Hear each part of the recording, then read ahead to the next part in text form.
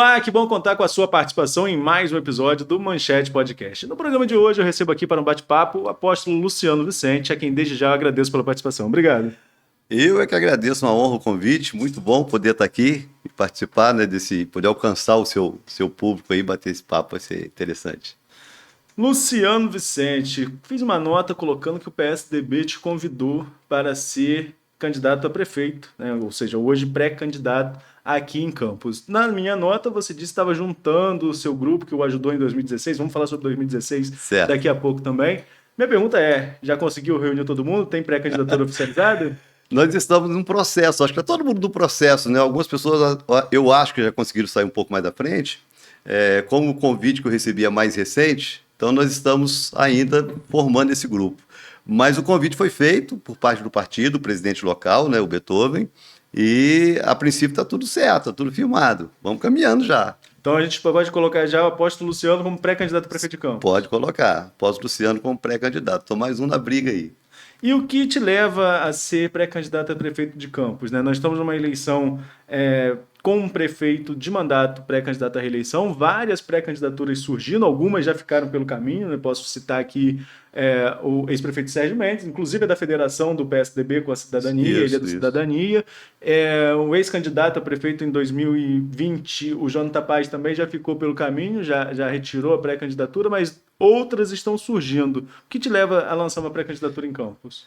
Arnaldo, eu acredito que vários ainda vão ficar pelo caminho, né? Eu acho que até a convenção, né, dos partidos acontecer, isso eu acho que é até muito normal que aconteça. Natural, sim. Natural, né? Pesquisa que vem, vale a pena, não vale a pena.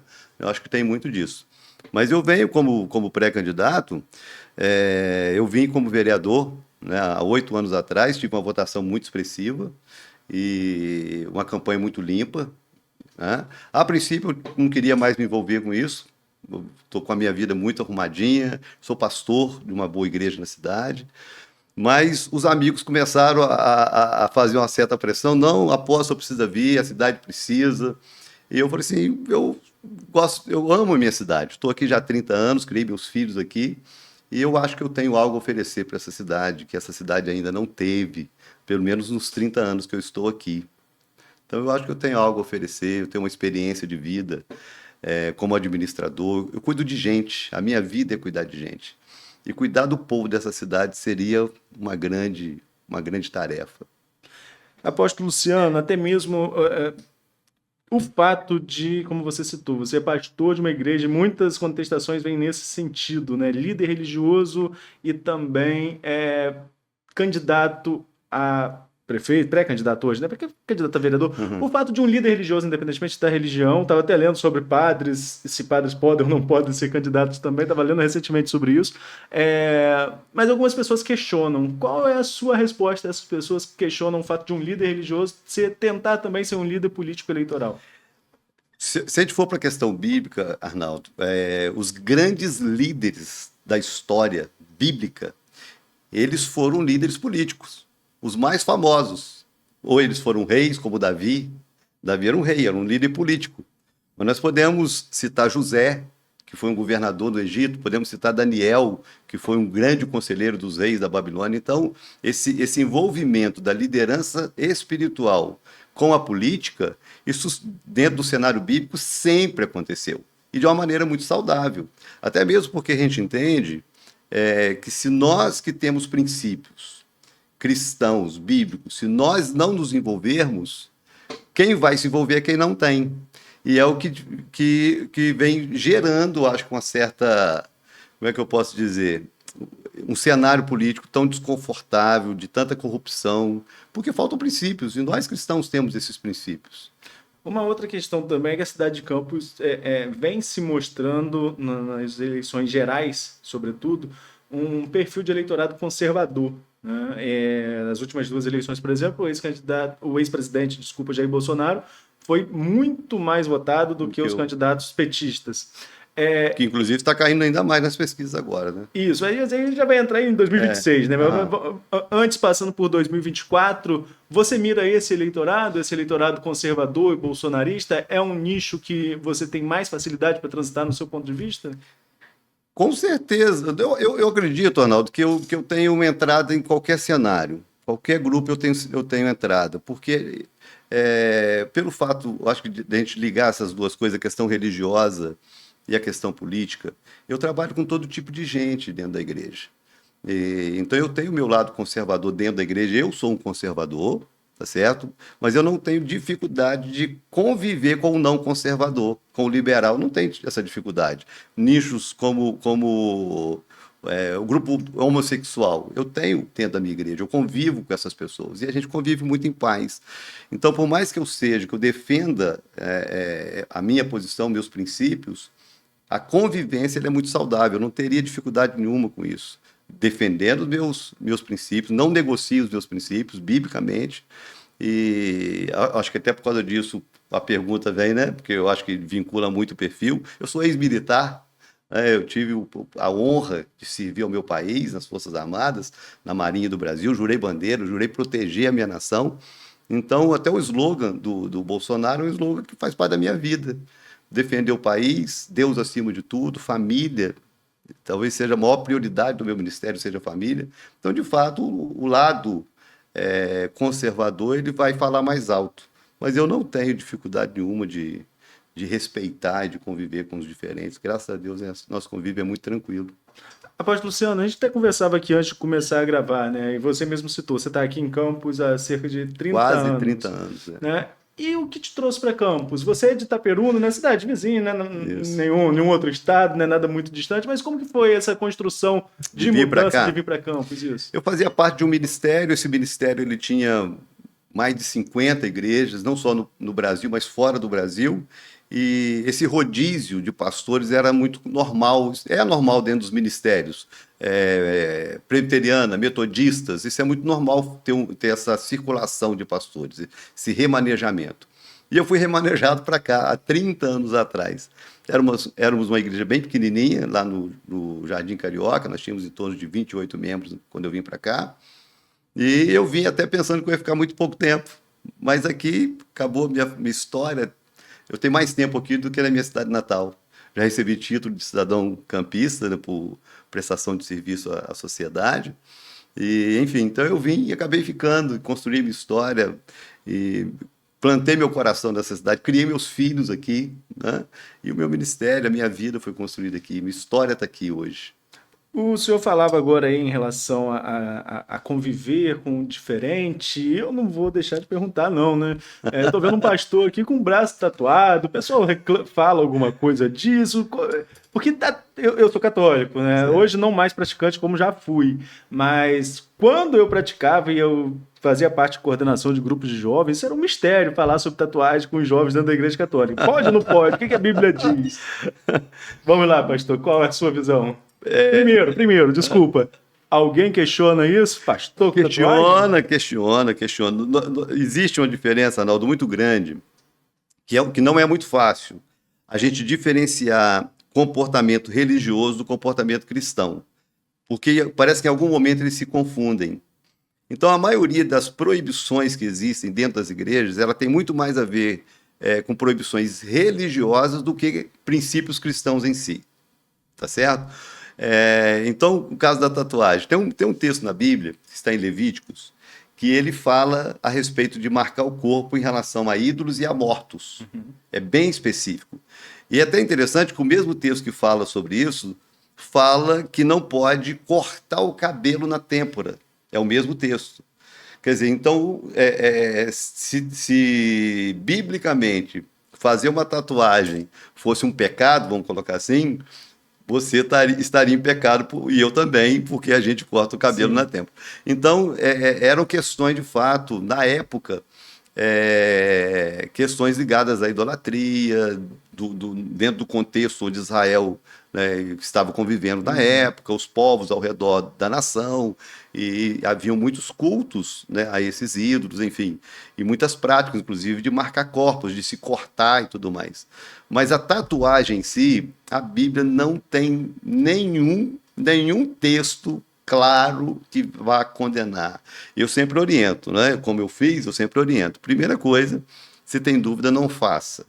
Porque a Bíblia é clara que aquilo que eu faço com dúvida é pecado. Né? Essa é a primeira questão. Se você tem, eu vou fazer, eu estou decidido a fazer, saiba escolher o que fazer, já que a Bíblia condena fazer símbolos para ídolos ou para mortos, né? Isso a Bíblia condena, isso a Bíblia é clara. Então eu sempre oriento, eu não faço homenagem para avô que morreu, ou para cachorrinho que morreu, né? Procura evitar símbolos que sejam religiosos, né? Eu sempre oriento nesse sentido, para não correr o risco de errar. E a outra coisa é, se você for mais novo, não faça hipótese alguma se não for com a aprovação dos seus pais. E se for casado, não faça hipótese alguma se não for com a aprovação do seu cônjuge. Porque tem muito disso. Às vezes você quer fazer, a esposa não gosta, ou vice-versa. Então, eu acho que tem todo esse contexto. Mas havendo esse consenso, não vejo biblicamente nenhum problema, não.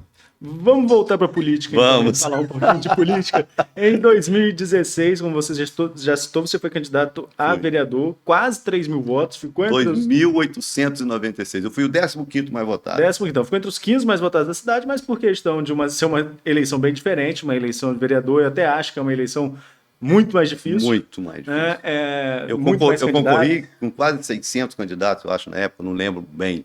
Mas hoje, são quantos candidatos quantos pré-candidatos nós temos hoje? Tem 10? Não, vamos ficar para prefeito, 10. Então eu concorri com quase 600, fiquei em 15º, então a proporção não foi ruim, não. Mas o fato é que em 2016 você fez ali quase 3 mil votos. O seu partido fez um vereador à época, né? Foi o Igor Pereira, que teve 3 mil e poucos votos. Teve, né? 900 votos a mais que eu. Exatamente. E aí o que acontece? Você não foi candidato em 2020. Quem conhece um pouquinho de política sabe que um candidato que faz a votação que você fez em 2016 era um potencial candidato a vencer em 2020, quanto mais com a renovação que aquela eleição de 2020 deu à Câmara. Por que não naquele momento? Na verdade, Arnaldo, quando eu vim a primeira vez, eu vim assim, muito decidido, que é uma coisa assim, que eu levo muito a sério. Eu não entro em nada na minha vida se eu não tiver o apoio total da minha família. A minha família sempre entrou comigo em tudo, e da minha igreja. Eu não entro, nós somos uma família. Então, se eu não tiver o respaldo deles, eu não entro. E foi uma experiência muito boa, né, em 2016. Eu conheci muita gente, eu conheci muito da cidade, eu tive a oportunidade de visitar lugares que eu não conhecia na cidade, ver uma realidade que eu não conhecia, e foi uma experiência muito boa. Mas, por um outro lado, trouxe um desgaste muito grande, a minha ausência na igreja, e trouxe um desgaste. E eu achei melhor eu amadurecer um pouco mais a ideia, o tempo. 8 anos se passaram. O meu nome sai do cenário político, mas ele não sai do cenário da cidade, porque eu continuo trabalhando na cidade, eu continuo sendo pastor. Minha igreja é uma igreja que faz um trabalho social bem relevante na cidade. Nós temos um trabalho lá na Fazendinha, nós chegamos a atender lá 300 crianças, a gente banca isso tudo, nós nunca tivemos ajuda nenhuma externa, somos nós que fazemos, com a ajuda de empresários, enfim. Então o meu nome continuou vivo, né? Continuou vivo. E para vereador não seria uma opção. Eu acho que mudou até a proposta mesmo, porque quando eu vim como vereador, eu vim com a intenção de construir algo. Eu queria chegar a prefeito. Eu vinha como vereador, mas era um trampolim que eu queria chegar a prefeito. E hoje eu vejo que eu não preciso passar. Eu não preciso passar pela Câmara para eu chegar na prefeitura. Eu posso ir direto, e eu acho que a proposta é bem sensata, sabe? Quando a gente fala em pré-candidatura a prefeito, a gente fala em construção de chapa, né? Eu falei que mais cedo o PSDB faz parte de uma federação junto com Cidadania, mas vocês têm conversado com outros partidos, já há aí alguma possibilidade de um nome de vice? Como está essa construção? Isso está sendo construído, tem sim, sempre tem, né, alguns nomes, mas eu acho que a coisa está muito recente, está muito nova. Eu acho que é uma precipitação em citar nomes agora. Entendeu? Eu acho que tem muitos bons candidatos aí, principalmente para vereador, que vão crescer e que podem ser, sim, puxados para uma posição de vice e que vai agregar. Entendeu? Até mesmo essa questão da mentalidade, da proposta de governo. Então, nós estamos trabalhando, eu acho que a gente tem um bom tempo. Eu acho que a gente não precisa ter essa pressa de anunciar, até mesmo para não queimar o nome de ninguém, nem queimar uma estratégia, enfim, mas está sendo trabalhado. E eu confesso que eu sou muito tranquilo em relação a isso. Eu sou muito grupo, sabe, Arnaldo? Sou muito grupo, sou muito de ouvir, eu gosto muito de ouvir. E eu não tenho assim, dificuldade nenhuma de sentar com Beethoven, que tem muito mais experiência a nível partidário do que eu, ouvir essas pessoas, para mim isso é muito sensato, é muito saudável ouvir essas pessoas. Então a gente está costurando, eles me ouvem, eu os ouço também, e vamos decidir juntos, essa é a ideia, né? Até mesmo que para ser meu vice eu tenho que decidir, mas vai ser em consenso com o partido, vai ser o que é melhor para o grupo, o que é melhor para a própria campanha. Por falar no Beethoven, na nota que eu citei no início da nossa conversa aqui, eu ouvi o Beethoven também e ele disse que a sua pré-candidatura seria lançada por nomes do cenário nacional do PSDB. Como que estão essas conversas? É isso aí que nós estamos aguardando, né?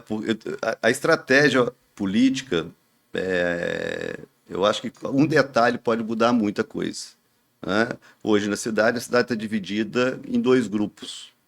E a gente não tem intenção, pelo menos eu não tenho intenção de vincular meu nome a nenhum dos grupos. Eu acho que o PSDB é um partido muito grande e não tem essa necessidade de se vincular a nada.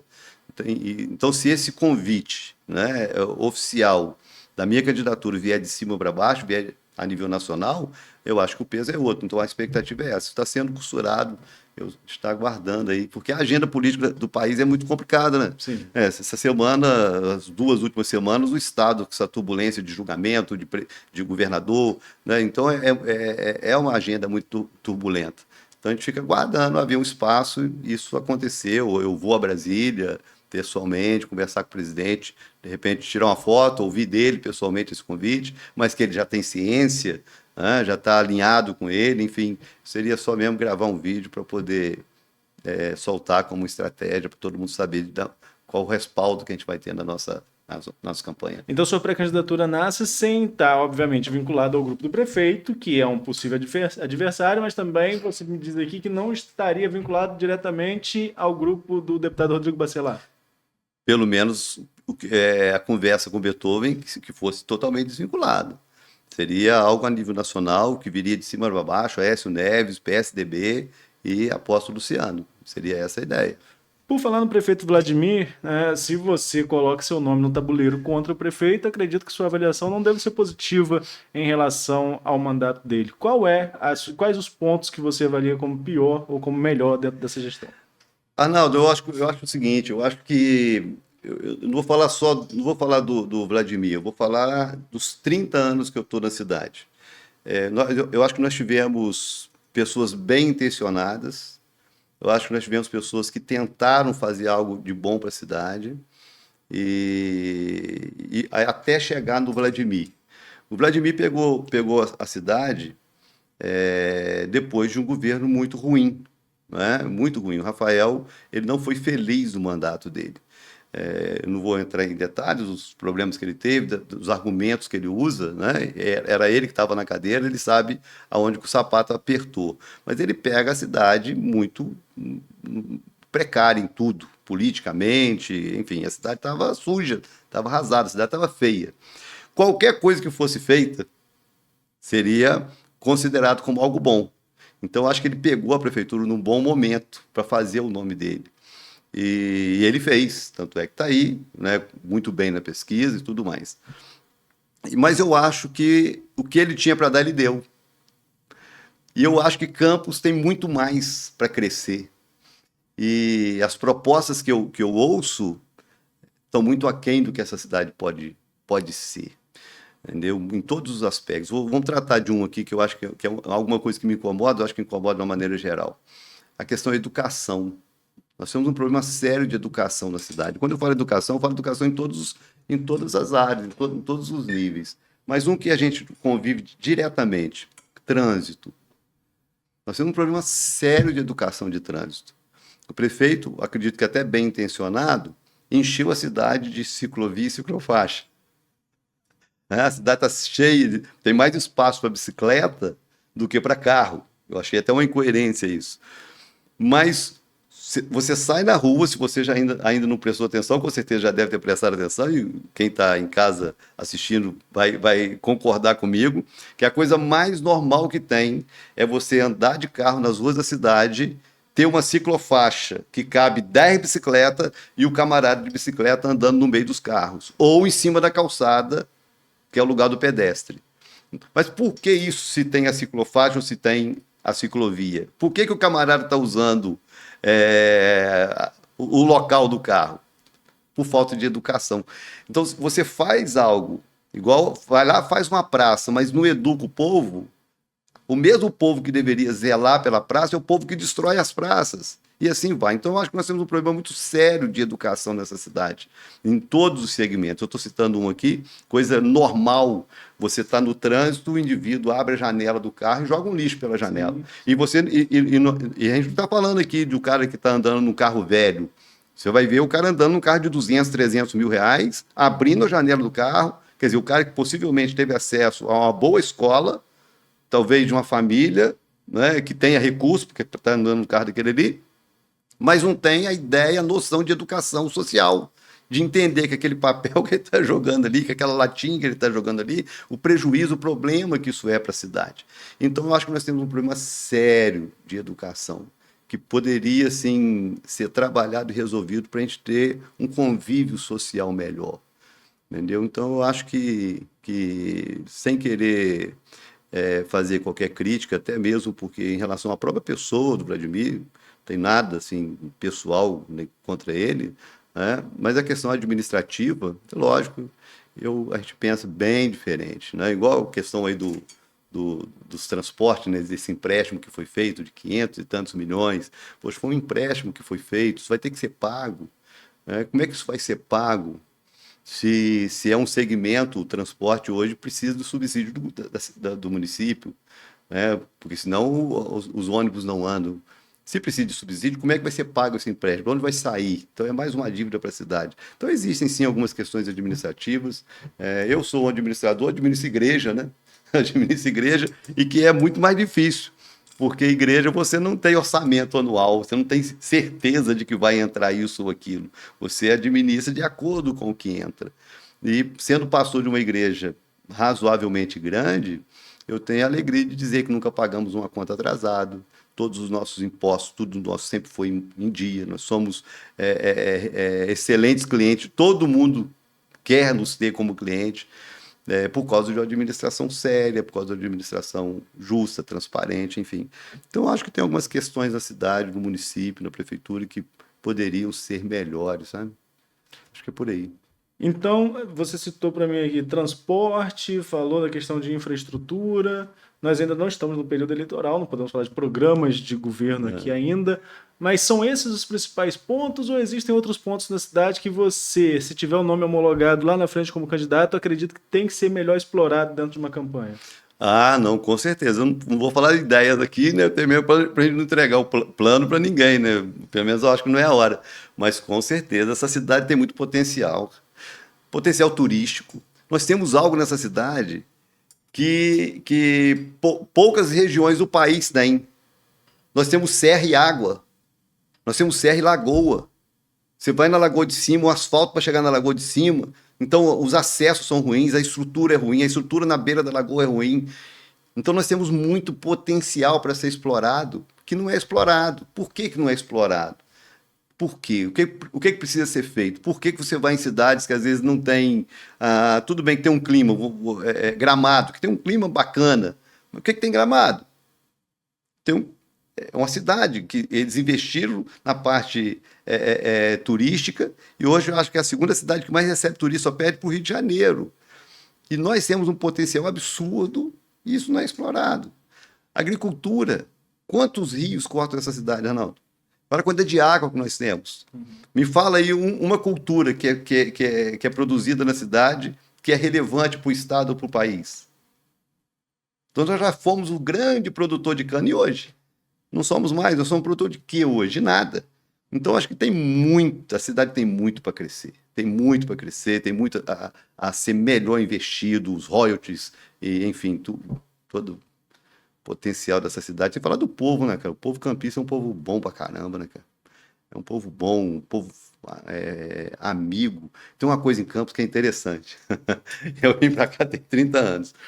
E a minha família é toda de Itaperuna, meus amigos eram todos de lá. Aí você vem para uma cidade, você chega aqui, as pessoas, o campista parece que ele é meio mineiro, né? Ele fica meio cabreiro com você, né? Até você entrar. Depois que você entra, você assim, é abraçado, é acolhido, como poucos lugares assim do mundo que eu conheço te acolhem. Eu nunca fui tratado aqui como itaperunense. Eu fui tratado como filho da terra. Então, o povo é um povo muito bom, cara. Então, eu acho que nós temos muito potencial a ser explorado, sabe? Muito, muito potencial a ser explorado. Ah, o esporte, quantidade de atleta que nós temos a nível nacional, a nível mundial, competindo em jiu-jitsu, competindo em outras modalidades. Enfim, eu acho que tem muito potencial, tem muito a ser feito. Apóstolo Luciano, para a gente fechar nosso bate-papo de pré-candidato, já ficando um convite aqui para lá na frente, quando Voltar vai ser um a prazer. candidatura for homologada, né, se assim acontecer, mas como que você está vendo essa pulverização de nomes da oposição? Falamos aqui em 10 nomes como É. pré-candidatos. Você acha que a funila até lá na frente tem possibilidade de conversa dentro desse grupo da oposição, que hoje é a oposição, no seu ponto de vista? Arnaldo, como eu falei, eu sou muito grupo. Eu acho que ninguém caminha sozinho, ninguém ganha sozinho, principalmente uma campanha política. E nada na vida. Você sozinho, você caminha muito longe, né? A minha vida é vida em grupo. A minha igreja, ela cresceu por causa de grupos. E saber acreditar nas pessoas, saber ouvir as pessoas, saber conversar. Então, eu sou muito aberto para isso. E dentro da política não é diferente. Eu acho que dentro da política isso se faz ainda mais necessário. Né? Política se faz conversando.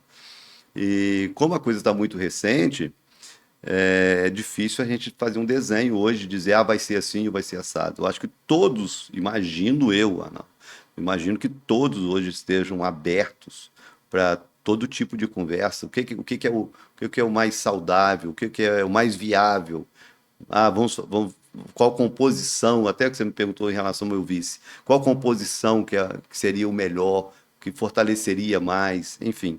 Então, aberto a gente tem que estar, para sentar e conversar sempre é bom. Estou aqui conversando com você. Tá certo, Apóstolo Luciano. Queria agradecer a você pela participação e reforçar o convite para uma outra oportunidade. Eu que agradeço. Obrigado aí a você que está do outro lado nos assistindo. Então, estamos trabalhando, né? Sem pressa, sem nenhum tipo de ansiedade. Acima de tudo, acreditando que se for vontade de Deus, se Deus estiver nesse negócio, vai dar certo. E a gente vem para somar. E eu acho que nós temos muito a somar. Essa cidade, ela pode ser maior, essa cidade pode ser melhor do que ela tem sido. Obrigado, Apóstolo Luciano. É você que nos acompanhou até aqui. Fique ligado também nas nossas redes sociais. Até a próxima.